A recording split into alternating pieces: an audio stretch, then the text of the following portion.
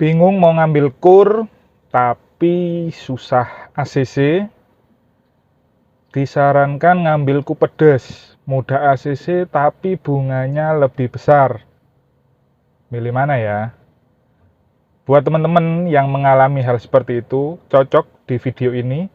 Karena di sini nanti akan saya berikan penjelasan terkait kur dan juga Kupedes.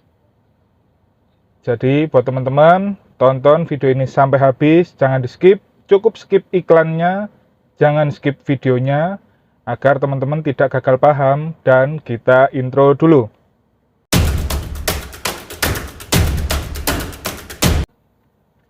Assalamualaikum warahmatullahi wabarakatuh. Salam sejahtera, shalom, hum swastiastu, namo buddhaya, salam kebajikan.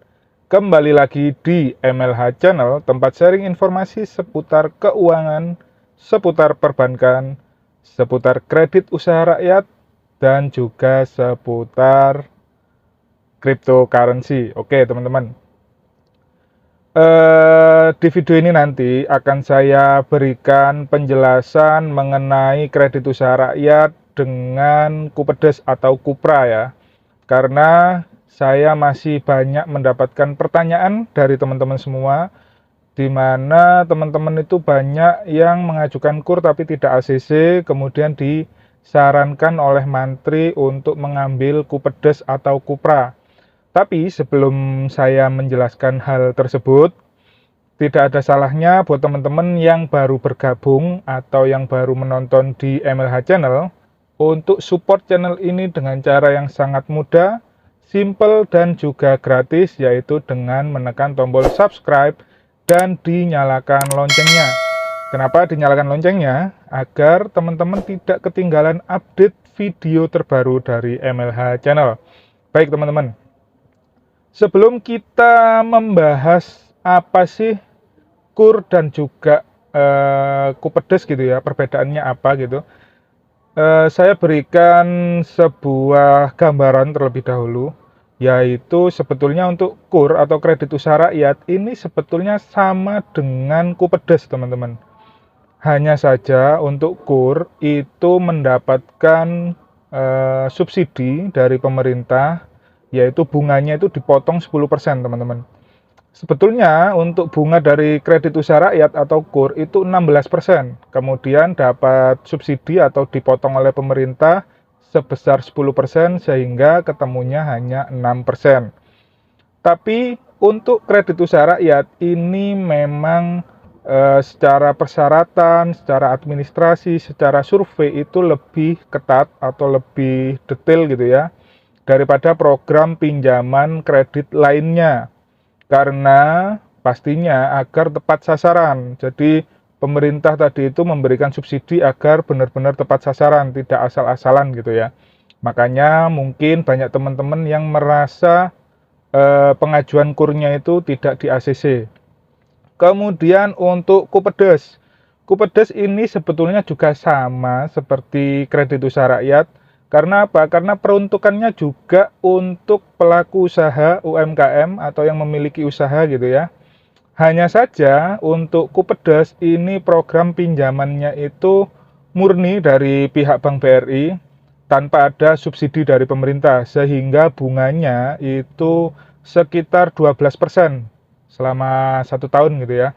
Jadi per bulannya itu bunganya 1%. Nah, di sini saya akan memberikan gambaran buat teman-teman yang masih ragu apakah memilih kur atau memilih Kupedes. Jadi seperti ini, kita analogikan saya itu memiliki usaha dan kemudian saya membutuhkan modal gitu ya, membutuhkan modal. Kemudian saya mencoba untuk mendaftar kur, tapi ternyata kur saya ini tidak di ACC. Kemudian saya mau mengajukan Kupedes tapi takut karena bunganya besar. Nah, di sini dilemanya teman-teman. Apakah kita terpaksa mengambil Kupedes dengan bunga yang lebih tinggi daripada kur, tapi dengan jaminan di ACC lebih besar daripada kur? Kalau saya pribadi, saya akan mengkalkulasi ulang.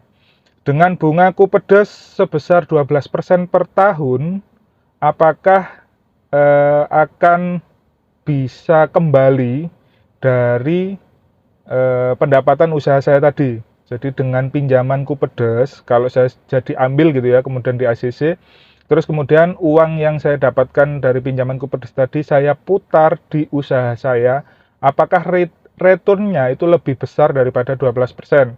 Di saat ternyata return yang saya dapat dari uang yang saya putar di usaha saya tadi itu lebih besar dari 12%, maka kenapa tidak? Berarti kita masih untung, teman-teman. Gitu. Jadi, buat teman-teman yang memang masih bingung, coba dikalkulasi ulang dengan kur 6% bunganya, tapi jaminan ACC-nya itu kecil, atau memilih Kupedes dengan bunga 12%, tapi jaminan ACC-nya lebih besar. Silahkan teman-teman kalkulasi dulu, apakah memang hasil kalkulasi tadi itu kalau semua pakai bunga 12% itu terlalu berat, maka teman-teman tunggu proses kur saja. Tapi di saat ternyata bunga 12% tadi itu dirasa teman-teman hasil kalkulasinya tadi itu masih dianggap kecil karena return dari usaha teman-teman itu lebih besar, maka nggak ada salahnya ngambil Kupedes. Nah, buat teman-teman mungkin yang bertanya, sebetulnya apa sih perbedaan kur dan Kupedes? Karena dari awal tadi saya kan ngomongnya itu hampir sama gitu ya. Lebih yang membedakan hanya bunganya saja. Nah, sebetulnya ada perbedaan-perbedaan. Teman-teman bisa lihat di video saya. Teman-teman bisa klik card di atas ini ya. Nanti di situ saya sudah jelaskan secara gamblang perbedaan antara kur dan Kupedes. Mulai dari administrasi, kemudian mulai dari persyaratannya, kemudian mulai dari plafon, kemudian besaran bunga, dan juga untuk sasarannya itu siapa saja gitu ya. Karena kur dan Kupedes itu memang ditujukan untuk pelaku usaha UMKM atau yang memiliki usaha gitu ya. Tapi ada perbedaan di situ. Jadi untuk kur atau kredit usaha rakyat itu ada beberapa sektor usaha yang diperuntukkan, ada juga yang tidak bisa. Nah, sedangkan untuk Kupedes itu lebih umum, jadi sektor usahanya itu lebih luas, gitu teman-teman ya. Oke, teman-teman, tidak perlu bingung lagi, tinggal teman-teman kalkulasi ulang, hitung-hitung ulang, teman-teman cari apa ya, resiko dan keuntungannya lah, itu teman-teman benar-benar hitung dulu. Apabila sudah ketemu, teman-teman tinggal memilih mana yang lebih cocok buat teman-teman. Apakah kur dengan bunga 6% tapi ACC-nya itu lumayan sulit, atau teman-teman mengambil Kupedes dengan bunga 12% tapi jaminan ACC-nya lebih besar. Semua pilihan tergantung di teman-teman semua. Oke? Semoga video ini bermanfaat. Jangan lupa ditekan tombol like-nya dan di-share ke berbagai media sosial milik teman-teman semua. Wassalamualaikum warahmatullahi wabarakatuh.